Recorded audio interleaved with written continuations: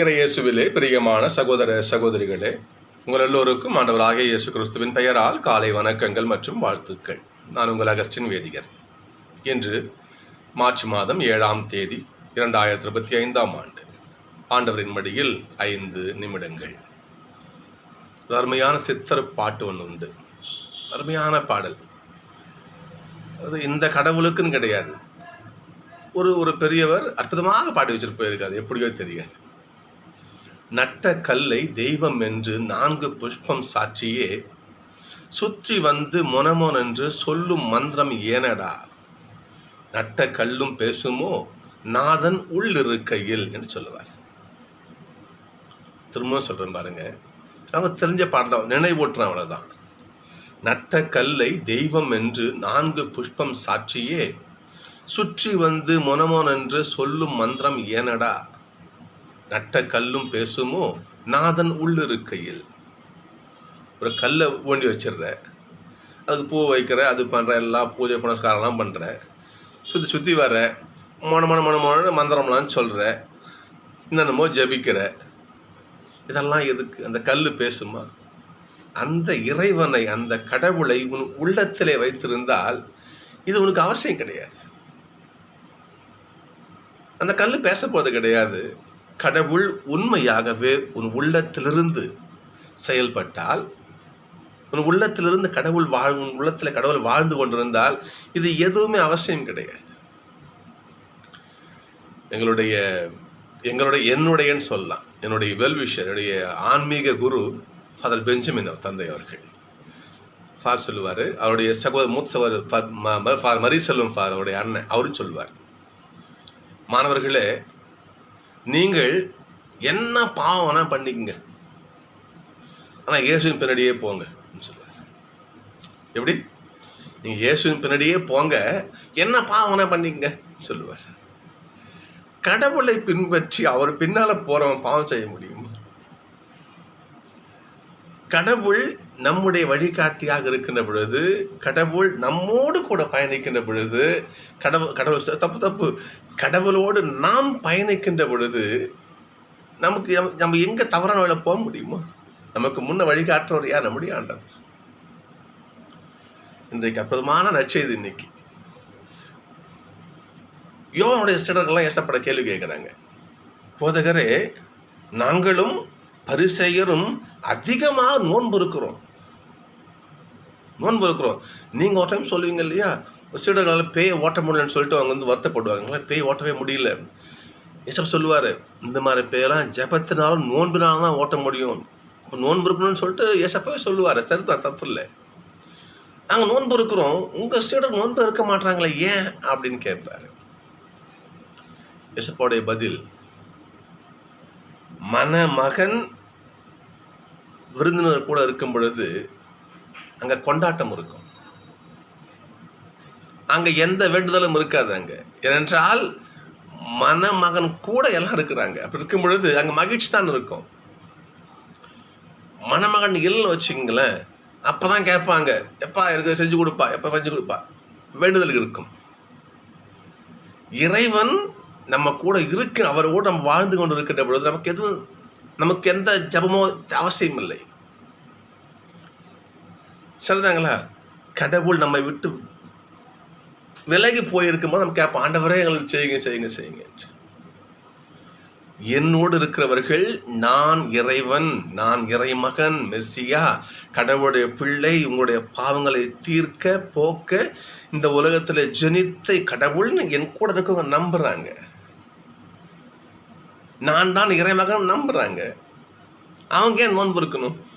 நீ நம்பல, பரிசேயன் நம்பல, சதுசேயன் நம்பல, மற்ற சீடர்கள் நம்பல. நீ யார்? எதுக்கு நோன்பு இருக்கிற? நீ கடவுளுக்கு நோன்பு இருக்கிற, கடவுள்கிட்ட ஜபிக்க நோன்பு இருக்கிற, உன் கஷ்டம் தீர்க்கணும். கடவுளும் கூட உட்காந்துருக்கிறாரு, உனக்கு தேவை இப்படி அவர்கிட்ட கேட்கலாம்ல. ஏசு சொல்றாரு பாருங்க, கேளுங்கள் கொடுக்கப்படுறேன், என்கிட்ட கேளு, வா, என்கிட்ட வான்னு சொல்றாரு. அப்போ நீ நம்பல. கடவுளுக்கு கூட இருக்கின்ற பொழுது ஒருவன் நோன்பு இருக்கின்ற அவசியம் கிடையாது.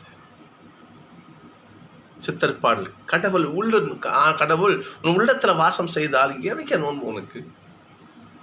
எதுக்கு நோன்பு ஜபிக்கணும்? நீ தேவையில்லையே. சரி, அப்படியே நோன்பு இருக்கிற நோன்பு எப்படி இருக்கு தெரியுங்களா? இன்னைக்கு முதல்ல வாசிக்கணும் நம்ம இன்னைக்கு.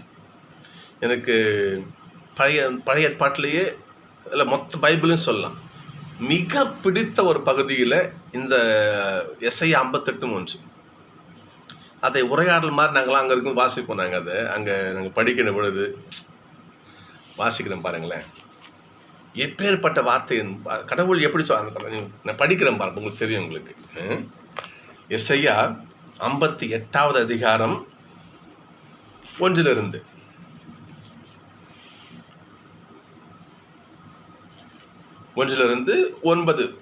முடிய. பேரொளி எழுப்பி கூப்பிடு, நிறுத்தி விடாதே. எக்காலம் முழங்குவது போன்ற குரலை உயர்த்த. எஸ்ஐயா உயர்த்தி சொல்லு, குரலை உயர்த்தி சொல்லு. என் மக்களுக்கு அவர்களின் வன் செயல்களையும், யாக்கோபின் குடும்பத்தாருக்கு அவர்களின் பாவங்களையும் எடுத்து கூறு. சொல்லு. என்னமோ யோக்கிய மாதிரி பேசுறாங்க அவங்க. கடவுள் நமக்கு எதிராக வழக்காடுறாரு பாருங்க. எஸ்ஐயா உறக்க சொல்லு என்னமோ. அடுத்து பாருங்க பார்ப்போம். அவர்கள் நேர்மையானவற்றை செய்யும் மக்களும் போலவும், என்னமோ நல்லதையே செய்யற மாதிரியும். அதுக்கு பாருங்க பார்ப்போம். தங்கள் கடவுளின் கட்டளைகளை கடைபிடிப்போர் போலவும், என்னமோ நல்ல காரியம் மட்டுமே செஞ்சு வாழற மாதிரியும், நான் கொடுத்த சட்டத்தை எல்லாம் கரெக்டாக கடைபிடிச்சு வாழற மாதிரியும். இந்த வார்த்தையில கவனிக்கணும். நம்ம கடைபிடிப்பது போலும் நாள்தோறும் என்ன தேடுறாங்க. என்னமோ யோக்கியம் சொல்ற மாதிரி, எப்படி யோக்கியம் அந்த மாதிரி கடவுள் எவ்வளோ அந்த வார்த்தைகளை பாருங்க. பைபிள் இப்படி படிக்கணும் நம்ம. அவர்கள் நேர்மையானவற்றை செய்யும் மக்களினங்கள் போலும், தங்கள் கடவுளின் கட்டளையை கடைபிடிப்போர் போலும் நாள்தோறும் என்னை தேடுகிறார்கள். என் நெறிமுறைகளை பற்றி அறிவை நாடுகிற என்ன தெரிஞ்சுக்கணும் ரொம்ப ஆர்வமாக குதிக்கிறாங்க. பாருங்க பார்ப்போம். அடுத்தது, நேர்மையான தீர்ப்புகளை என்கிட்ட கேட்குறாங்க. அவங்க என்ன பண்றாங்க பாருங்க பார்ப்போம். நாங்கள் உண்ணா நோன்பு இருந்தோம் ஆண்டவரே, நீங்க எங்களை நோக்காதது ஏன்? எங்களை பார்க்கலையே, நீங்க ஏன் எங்களை பார்க்கல? நாங்கள் நோன்பு உண்ணாவிரதம் இருந்தோமே. நாங்கள் எங்களையே தாழ்த்தி கொண்ட போது எங்களை நீர் கண்ணோக்காதது ஏன்? எங்களை கவனிக்காம விட்டீங்களே ஏன் ஆண்டவரே? நாங்கள் நோன்பு இருந்தோம், பட்டினி காட்டம் எல்லாம் பண்ணோம், நாங்கள் எங்களை நீங்க கண்ணோக்காதது ஏன்? ஆனா சொல்ல பாருங்க, நீங்கள் நோன்பு இருக்கும் நாளிலே உங்கள் ஆதாயத்தையே தேடுகிறீர்கள். என் பிள்ளைங்களா, நீங்க நோன்பு இருக்கிறது என்னை மகிழ்ச்சிப்படுத்த கிடையாது, எனக்காக நீங்க உங்களை ஒடுக்கிக்கல. அப்ப அதுலயும் உங்கள் நலனைத்தான் ஆடுறீங்க. நீங்கள் நோன்பு இருக்கும் நாளில் உங்கள் ஆதாயத்தையே நாடுகிறீர்கள், உங்கள் வேலையாட்களை ஒடுக்குகிறீர்கள். இதோ வழக்காடவும் வீண் சண்டை செய்யவும் கொடும் கையால் தாக்கவுமே நீ நோன்பு இருக்கிற. நோன்பா இருக்கிற நீ நோன்பு. ஆண்டவர் நம்முடைய நோன்பை கேள்விக்குறியாக்க பாருங்க. இன்னும் பாருங்க பார்ப்போம். இன்று போல் நீங்கள் உண்ணா நோன்பு இருந்தால் உங்கள் குரல் உன்னதத்திலே கேட்கப்படாது. ஒருவன் தன்னை ஒடுக்கி கொள்ளும் நாளையா நான் உண்ணா நோன்பாக தேர்ந்து கொள்வது? ஏண்டா உன்னையே நீ நொந்து போய் பட்டினி கடந்து வயிறெல்லாம் ஒட்டி போய் செத்து போன மாதிரி இப்படியே தொங்கி போய் கிடக்குறியே, இதுக்காக நான் உன்னை படைச்சேன்? இதுவா உண்ணா நோன்பு? இதுவா எனக்கு மகிழ்ச்சியை கொடுக்கும்? இதுவா எனக்கு சந்தோஷத்தை கொடுக்கும்? இதுக்காக நான் அவனை படைச்சு அப்படி இந்த என் உயிர் மூச்செல்லாம் கொடுத்து படைப்பின் சிகரமாக நான் அவனை படைச்சு வச்சேன். இதுவா நோன்பு? பாருங்க பாப்போம். ஒருவன் தன்னையே ஒடுக்கி கொள்ளும் நாளையா நினைக்கிறேன் நீ? ஒருவன் நாணலை போல் தன் தலையை தாழ்த்தி சாக்கு உடை உடுத்தி சாம்பலை அணிந்து கொள்வதா எனக்கு கேட்ட நோன்பு? இதுவாயா நோன்பு? வேஷம் வேஷம் வெளி வேஷம் போடுறீங்க. நாணலை போல தலையை தொங்க விட்டுக்கின்னு சாக்கு உடை உடுத்தி சாம்பலை பூசிக்கின்னு நீ போடுற வேஷம் எனக்கு கேட்ட நோன்பா? ஆண்டவர் கேட்கிறாரு. பாருங்க பாப்போம். இதுவா எனக்கேற்ற நோன்பு? இதையா நீங்கள் நோன்பு என்றும் ஆண்டவருக்கு உகந்த நாள் என்றும் நீங்க நினைக்கிறீங்க? நீங்க ஆண்டவருடைய கேள்வி, எது நோன்பு? ஆண்டவருக்கு பதில் சொல்றாரு பாருங்க பாப்போம். நீங்க கொடும் தலைகளை அவிழ்க்கவும், நுகத்தின் பிணைகளை அறுப்பதும், ஒடுக்கப்பட்டோரை விடுதலை செய்து அனுப்புவதும் இல்லையா, எவ்வகை நுகத்தை உடைப்பதும் என்றோ நான் ஒரு தேர்ந்து கொள்ளும் நோன்பு.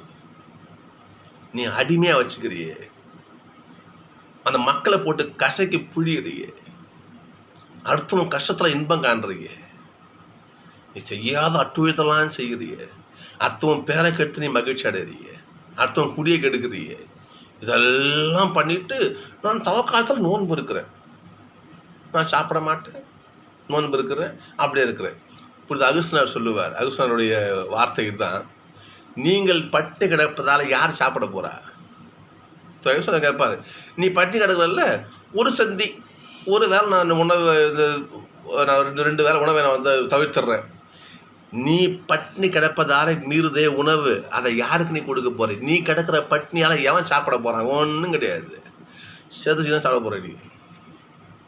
இதுவா நோன்பு? அகுஸ்தினார் சொல்லுகிறார், நீங்கள் உணவருந்தாமல் இருக்கின்ற மீதமான அந்த உணவை யார் உண்ணப் போகிறார்கள்? எந்த ஏழை உண்ணப் போகிறான்? அப்படி அவன் உண்டால், நீ நோன்பு இருப்பதால் இன்னொரு மகிழ்ச்சி அடைந்தால், உன் நோன்பின் பலனை இன்னொருத்தன் அனுபவிச்சாதான் நோன்பு. 40 நாளும் சேர்த்து வச்சு 41வது நாள் நீ மகிழ்ச்சி அனுபவிக்கிற நோன்பு. ஆண்டவர் சொல்றார் பாருங்க, கொடுமை தலைகளை அவிழ்த்துடு, அடிமைகளை விடுதலை பண்ணி அனுப்பு, அந்த அடிமைக்கு நல்ல ஒரு மரியாதை கொடு இல்லையா, பசித்தோருக்கு உணவை பகிர்ந்து கொடு. பசினும் வீட்டுக்கு வந்த அவனுக்கு வசத்துறையே அந்த காசை எடுத்து எனக்கு படையில போட்டு சாமின்னு கும்பிடுறே, இதுவா எனக்கு நோன்பு? ஆண்டவர் சொல்றார். இன்னைக்கு பாருங்க பார்ப்போம், தங்க இடமில்லா வறியோரை உங்கள் இல்லத்திற்கு அழைத்து வருவதும், உடையற்றோரை காணும்பவர்களுக்கு உடுக்க கொடுப்பதும், ஏழை எளிய மக்களுக்கு இறங்குவதும் தானடா நோன்பு. அதெல்லாம் செய்ய மாட்டீங்க. சாம்பலை பூசிக்கிட்டு சாக்கை உடுத்திக்கின்னு இல்லையா, அப்படியே பட்னி கடந்து வயிற்றெல்லாம் ஒட்டி போய் மூஞ்செல்லாம் கழுவாமல் அப்படியே உட்காந்துக்கிட்டு அது நோன்பா? நான் கேட்கல, இசைய வழியாக ஆண்டவர் கேட்கிறார். சகோதர சகோதரிகளே, எல்லாத்துக்கும் மேலே இன்னொன்று சொல்ல பாருங்க பார்ப்போம். நாளத்துக்கு மேலே பாருங்க பார்ப்போம். பசித்தோருக்கு உணவை கொடு, தங்க இடமெல்லோருக்கு உனக்கு வீட்டில் இடம் கொடு, உடையற்றோரை காணுவார்களுக்கு உடை கொடு இல்லையா. இதெல்லாம் போக உங்கள் இனத்தாருக்கே உங்கள் முகத்தை மறைச்சு வாழறீங்களே அடப்பாவிகளா. உங்கள் இனத்தாருக்கு முகத்தை 2 முகமாக காட்ட வச்சுக்கிறேன் பத்தியா நீ. உதாரணத்துக்கு நான் வீட்டில் இருக்கிறேன், எங்கள் ரிலேஷன் வராரு வச்சுக்கோமே, வராரு, நல்லா இருக்கையாப்பா அகஸ்ட், நல்லா இருக்கையாப்பா, நல்லா இருக்கிற அங்கிள், எப்படி நல்லா இருக்கீங்களா, இப்போ வீட்டில் எல்லாம் எப்படி இருக்காங்க, அப்படி ஆகிட்டு அப்புறம் எல்லாம் என்னுடைய முகத்தை அப்படி மகிழ்ச்சியாக வச்சுப்பேன். இன்னும் அங்கிள் இவ்வளோ நாள் கழிச்சு வரீங்க நீங்கள், என்ன போங்க நீங்கள் அடிக்கடி வாங்க இன்னும் நீங்கள் பேசிட்டு உள்ளே போவேன். சனியம் பிடிச்சவன் எப்போ வந்துக்கிறான் பாருங்க, வந்து ஒழிய விட மாட்டான். செக் எல்லாம் எவன் கூட்டுது. உன்னுடைய உறவு தானையா 2 முகத்தை காட்டுற பத்தியா?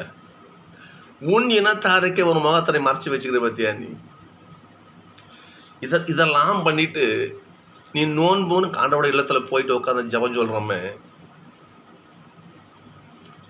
ஓகே, நம்ம எல்லாருக்கிட்ட ஆண்டவர் கேள்வி கேட்கிறாரு, நம்ம பதில் சொல்ல தயாரா இருப்போம். நாம பாருங்க, உங்கள் இனத்தார் உங்களுடைய முகத்தை மறைத்துக் கொள்ளாத நோன்பு. அப்பொழுது இவ்வாறெல்லாம் நாம் இருந்தால், அப்பொழுது உங்கள் ஒளி விடியல் போல எழும்,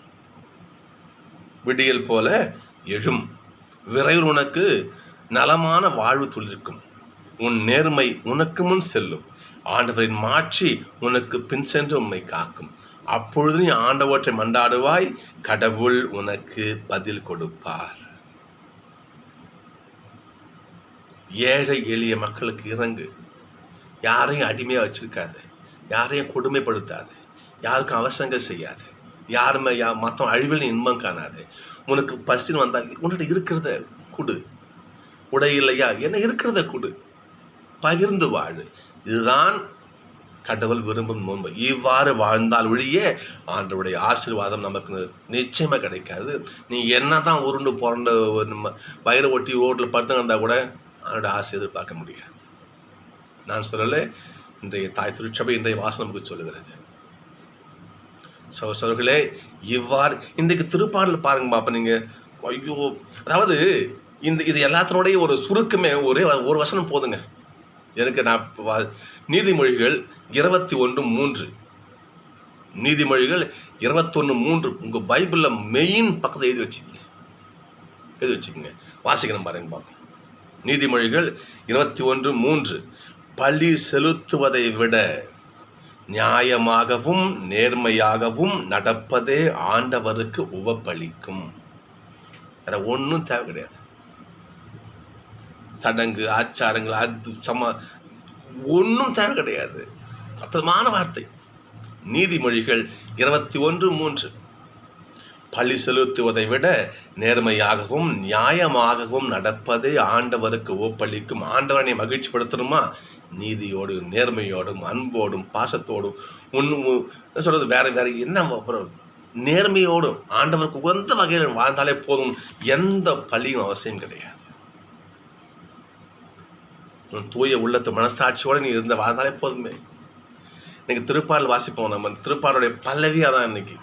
திருப்பாடல் மற்றவதெல்லாம் விடுங்க, பல்லவியை மட்டும் நம்ம வாசிக்கிறோம் பாருங்க பார்ப்போம். 51வது திருப்பாடல் 17 கடவுளுக்கு ஏற்ற பலி நொறுங்கிய நெஞ்சமே. வேற என்ன இருக்கும் சொல்லுங்க பார்ப்போம். கடவுளே, நொறுங்கிய குற்றம் உணர்ந்த உள்ளத்தை நீர் அவமதிப்பது இல்லை. இந்த தவ காலத்தில் நம்ம ஆண்டவர்கிட்ட வேணும், எப்பா நான் தப்பு செஞ்சேன், நான் மன்னிச்சிடுங்கப்பா, எங்களை மன்னிச்சிடுங்க என்று நம் குற்றத்தை உணர்ந்து அவர் பாதத்தில் அமர்ந்து அதற்கான மன்னிப்பை பெற்று நல்ல வழிகளே நீங்கள் வாசி பார்த்தீங்கன்னா நல்ல பாதைகள் நாம் திரும்புகின்ற பொழுது இறை ஆசி நமக்கு நிறைவாக கிட்டும். சகோதரர்களே, அதுதான் உண்மையான நோன்பு. இதைத்தான் நட்சரேசம் சொன்னார், நான் உங்களோடு இருந்தால் நோன்பு தேவை கிடையாது. உங்கள் உள்ளத்தில் எனக்கு இடம் கொடுங்க. திருவள்ளிப்பாட்டு சொல்ல பாருங்க, நான் கதை தட்டினு இருக்கிறேன், நான் உங்கள் கதை கொண்டு நின்றுட்டு இருக்கிறேன், நீ திறந்தா நான் உள்ள வந்துடுவேன். ஆண்டு தட்டிட்டு இருக்காரு கதுவை. அகஸ்டின், செபஸ்டியான், மரியா தட்டிட்டு இருக்காரு. ஒரு பேர் சொல்லி தட்டுறாரு, கதவை திறங்க. ஆண்டவருக்கு உள்ளிடம் கொடுப்போம்.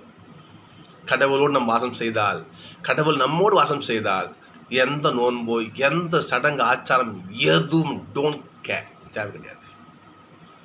சகோதரர்களே, இன்றைக்கு நமக்கு திரு அவை இல்லையா இறைவார்த்தை சொல்வதுதான், கடவுளுக்கு ஏற்ற நோன்பு நீதி நேர்மை அன்பு. சரிங்களா? ஒரே வார்த்தை அன்பு.